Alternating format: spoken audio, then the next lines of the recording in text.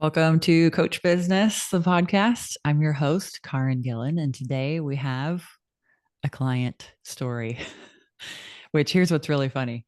I was thinking for a long time, I got to write this out. I got to write out this client journey and then share it with my list. And my coach says to me, why don't you just have them on your podcast? So, because of that, we get to have Michael here today to talk to us about his client journey. And I don't have to write about it, which I'm really excited about.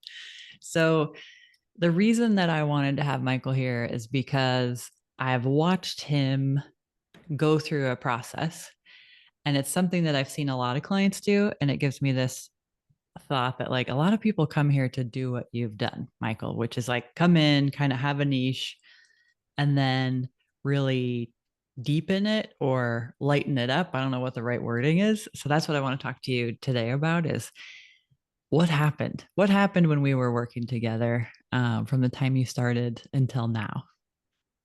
Yeah, well, it's great being here. I appreciate the time that you've given me to talk about this. And you have not asked for this, so I'm going to put you on the spot. But it really has been in your coaching that I've been able to find a niche and kind of a place where I feel super comfortable. I came in, like you said, working with clients, um, in a very general terms of like weight loss, and you have really helped me to hone in on the type of person that I want to work with and how I want to work with them, which has been super helpful as I've continued to sell coaching over the last however long it's been, 8 months or so that we've been working together. Yeah. Will you tell people who you work with now so they know, Mhm. just in case Yeah. they're out there? Yeah, so I work with professional dieters, so people who have been on the diet roller coaster for more than a couple of years, and I help them to have their hottest body yet. Does everybody feel that? Like it's a specific niche to want your hottest body yet, right? Hmm. Yeah. Yeah. And when you came to me, I think it was look good in a Speedo, Hmm. which isn't too different, but you had like layers of getting here. So like tell me how you were thinking about your business and your niche and marketing from there, from the place of the Speedo, which never felt as grounded or as at home as you feel right now. Yeah. So as a gay man, I felt like in the industry, I saw a lot of coaches that were focused on women and moms, especially in like the weight loss space. And so I felt like there was a real underserved market that was gay men, and most gay men wear Speedos. So I felt like I could reach people that were similar to me who wanted to lose weight and who felt like there wasn't a coach that looked like them. Mm-hmm. And so I think I picked that niche with the best of intentions and wanted to serve people who I felt like didn't have a place to go, but it wasn't because that was necessarily the person that I wanted to talk to. I was just doing it because I saw a hole in the market and felt like it would be important for me to fill that. Which is such a developmental stage of niching down. It's Yeah. like, okay, I kind of know what I want to do. And then finally it's like, oh, I see who I could do this for. So I'm going to give it my all and go after this market. I can totally do this, but it's still losing that or doesn't have that sense of like, these are my people. Hmm. Yeah, Yeah. 100%. Yeah. So then what did you do next? So you had Speedos in mind. And then it was moving to, then you broadened it back. You were like, well, how about everybody? Women too, they come around, I can help them. And that's when I started to get like, what's going on over there? But what was happening for you? Yeah, what I realized as I was marketing is that I would write copy to men and I could not get men to interact with me. I would say things that were very directed towards men and all I could get was women. And so I felt like, okay, well, then the market is speaking to me that I need to expand and get out of just looking at gay men. Um, and that felt more natural as I came into your coaching space. I was mostly working with women at that point, and I I love my female clients. It was not that I didn't want to work with them. I just felt like it wasn't, I shouldn't be because there was enough female weight loss coaches already. So I kind of expanded out and tried just talking about feeling confident in a swimsuit and being able to enjoy the body that you lived in a public space on the beach or at the pool. But the message that we kind of landed on towards the end was there. It just we needed to refine it a little bit more. I think this kind of points out something that happens for most of us who are consistent and keep showing up, which is like the people are going to find you. Your group of people are going to find you no matter what. Mm, It will not be as smooth. It will go slower if we're not clear about it, but they'll still find you. That whole like mhm, part of our niche is just our energy and what we put out there. And so those people were still coming in for you and still are coming in for you. mhm. But also, I think it's interesting as your coach, when we started working together, I was like, this niche is so specific. Like, I love this. The Speedo is so clear. Like, I was really on board with it, but you never got there. And I think it's important for everyone to like listen to that part where if there's some part of you holding back, even when it sounds like a perfect niche, looks like a perfect niche, someone else might have it as a perfect niche. You have to be energetically invested and engaged and with it for it to land. Otherwise, our copy gets weird. We can't connect to it. So I love like one of the things I think that's really great about how you've done it is you've stuck with yourself. Yeah, I think, and that's the great thing about coaching. I mean, really any industry, but especially the coaching industry, is you don't have to have the right answer right away. And you can kind of feel your way through it. Like you said, it will take longer, and my journey has not been fast by any means, but the market is forgiving. So if you're in a Mm-hmm. niche right now that you chose with the best of intentions, but it's not landing energetically for you, then there's no problem in adjusting, switching, pivoting, because, like you said, the people who you are meant to work with will find you. But when you're able to speak to them clearly without trying to force a niche upon yourself, everything goes much more smoothly. Mm-hmm. Yeah. It's uncomfortable though to not have one, to not have it be right away. Yes. And coaching is uncomfortable. Being an Mm-hmm. entrepreneur is uncomfortable. So when you're uncomfortable, it doesn't mean that something has necessarily gone wrong. It means that there's more questions to be asked, which is why having, I'll just plug again, which is why having a coach like Caryn is so enjoyable because she can ask the right questions. Yeah. Yeah. It is nice to have an outside person in it with you. I find this work to be almost impossible to do alone. Yeah, I would agree. I mean, I've worked with a variety of business coaches, both in this business and in other businesses that I have. And there is just something really nice about having a pair of eyes on your business that you don't see every single day. They come in, Mm-hmm. are able to see minute details, but also the overall picture. And that's Yeah. really helpful. Yeah. So what was it like to get to this place where you're like, because I kind of remember a specific coaching session where you were like, you were kind of like in that smaller, quiet voice of like, I just want to help people look hot naked. Yeah. Like, how did you get there? How did you get to the point where you're like, I'm actually willing to say the truth out loud? Yeah, yeah. So I think deep down that voice, whatever coaching voice had always kind of been there because it was the truth of my journey. I You get on Instagram for 5 minutes and you're probably going to see a reel or a post about loving your body and loving who you are. And I had seen enough of those and they were never effective for me. I didn't want what those posts were talking about or the reels were talking about. I wanted to look hot. That is why I started losing weight. And on the back end of that, I mean, I could list 40 reasons why that has been great for my health and my relationships and all of those things. But at the beginning, when I first started my journey, the truth was I just wanted to be hot.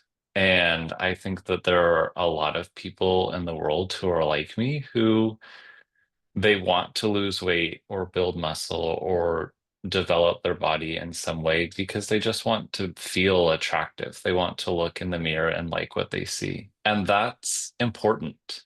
That is Mhm. worth hiring a coach doing the work. On one of our calls, I called myself a deeply superficial coach. Like losing weight might be a superficial problem, but for me, it's very deep. There's a lot that goes into that. And the work that you'll do on your body to look hot is work that you can apply to any area of your life. So being able to just say, I want people to feel hot, like I want to help them look attractive with or without clothes, then stepping into that, being able to just say that out loud has changed the way that I show up for my business.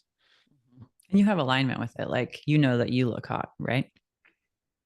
Yeah, yeah. You And have what you that want. is fun to say. It's Hmm. fun that 5 years ago, I would have never imagined that I could be at this place. And when I talk about it changing my life, it truly has changed my life.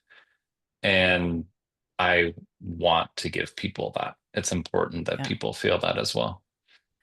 The thing I love about it is you're not stealing anybody's problems from them. It's like, I'm No. going to let you have your superficial desire and I'm going to meet you there Mhm. and I'm not going to make you wrong for having that desire.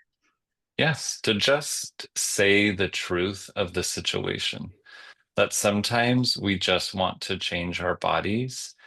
And in my opinion, it is better here than it is there. Loving your body is more fun than hating your body every single day. Hmm. Yeah. I can see where it would make everything better. Yeah. Yeah. So now you're here. You've gone through all these different kind of tweaks along the way. You've landed at your most superficial niche ever, and you love it, and it's I, fantastic. yeah. Yeah. So like once you're there, because I think there's something that happens when we land in the right place. It's like that skinny part of the hourglass. It's like, okay, I did all the work to get exactly here, and then the world opens back up. So I want to know what that has felt like if you've experienced it like that. Yeah, that's a really great way of describing the experience that I'm having right now. And I would say that it is relatively new to step into the energy of loving my niche. And there is a new kind of uncomfortable that we are working together in our group coaching program, which is now that I love my niche, there is endless opportunities to talk about it and to create because the energy, the motivation is there. And so the ideas are abounding. And Mm-hmm. that's a new, uncomfortable, but fun place to be in. It's fun to have too many ideas to act on. Mm-hmm. Yeah, it is a good problem to have.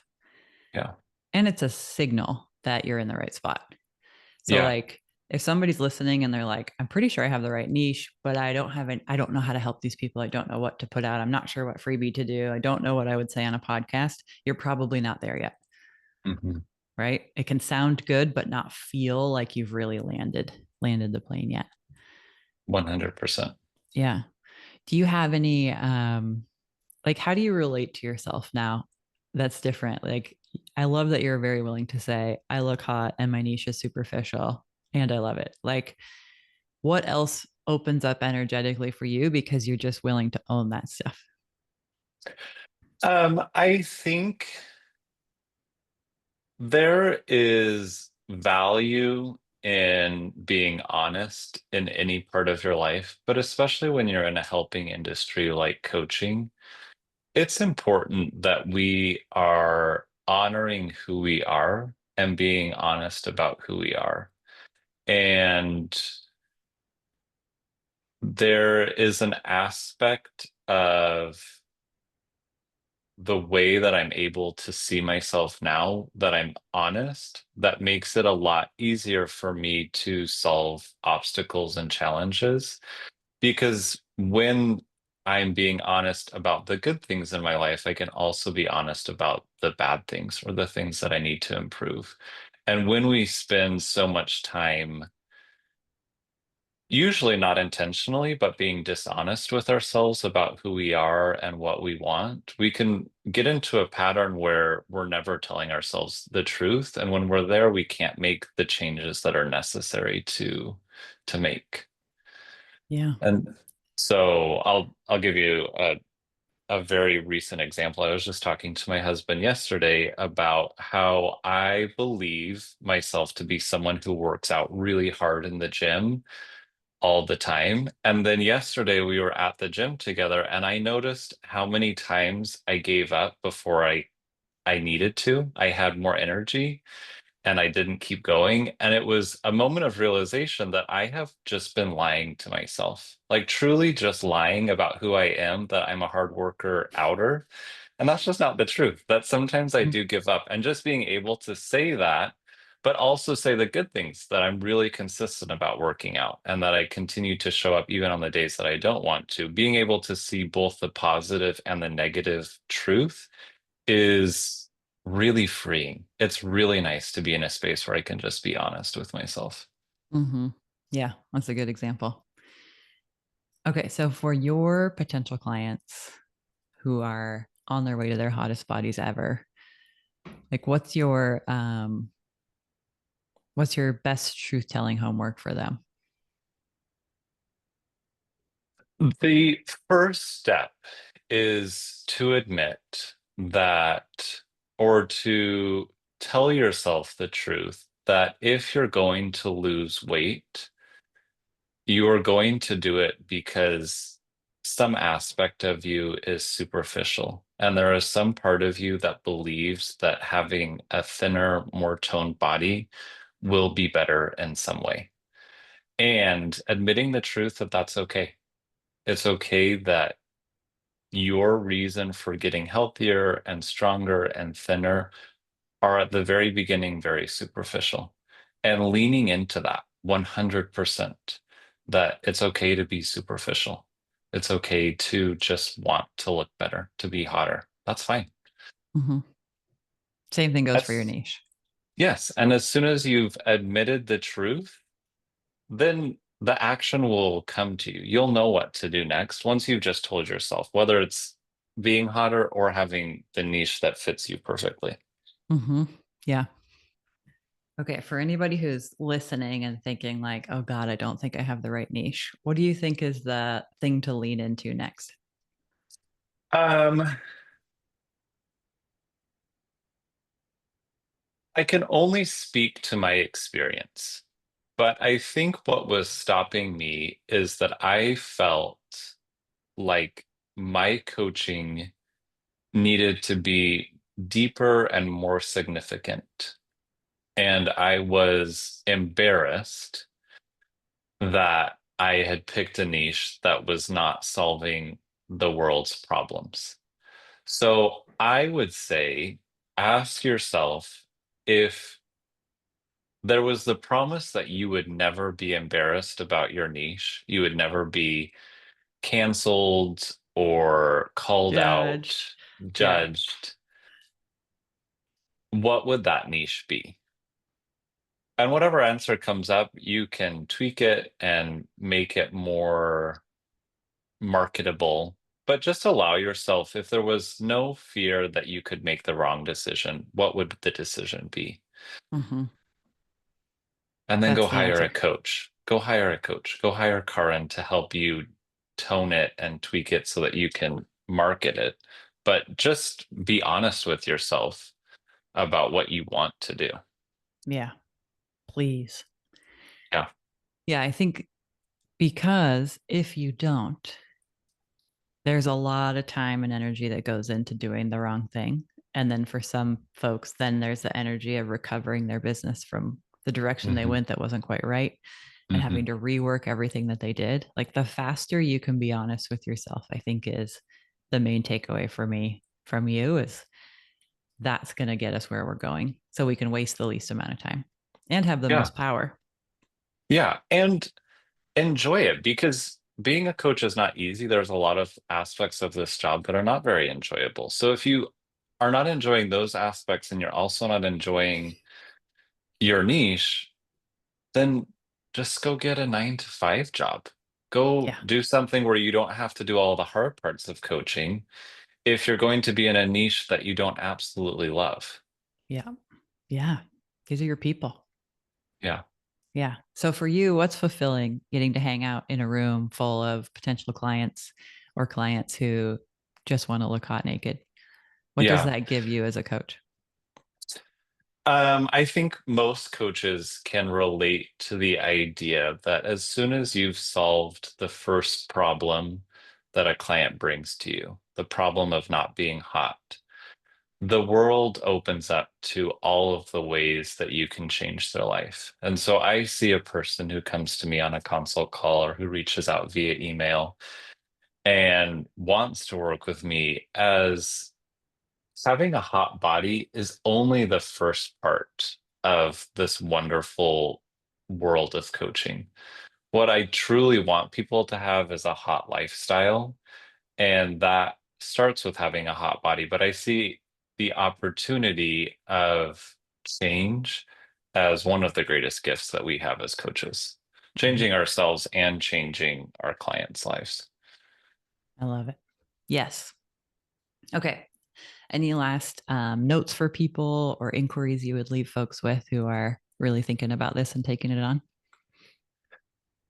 You mentioned previously, and I'll just reiterate it. If you are not so full of ideas and things that you would like to create and videos that you want to make and freebies that you want to develop for your clients, I would just say that it might be time to look at your niche. When I believe that when you are in a niche that is aligned with who you are and who you want to be, the ideas will not stop flowing. There will Mm-hmm. be a plethora of opportunities to put your work out there. There's another challenge of being willing to do that, but the ideas will be there. So if you don't have ideas, then sit down with yourself and be honest. Is this the niche that I want to be doing? And if it's not, then just have the courage to go figure out what that niche is. Mm-hmm. And it could be you're 2 steps away, like you're partway down the path, but there's like just a couple more specifics that need to get Yeah. added so that it unlocks that energy you're talking about. Yeah. And I think one beautiful problem that has been created in the coaching industry is that we have begun to believe that having a niche is a formula, that you have to figure out the age range and the gender and the socioeconomic status and then the one problem. And I just think you can expand your world if you're willing to get curious with who you want to be as a coach. Mm-hmm. Yeah. Yes.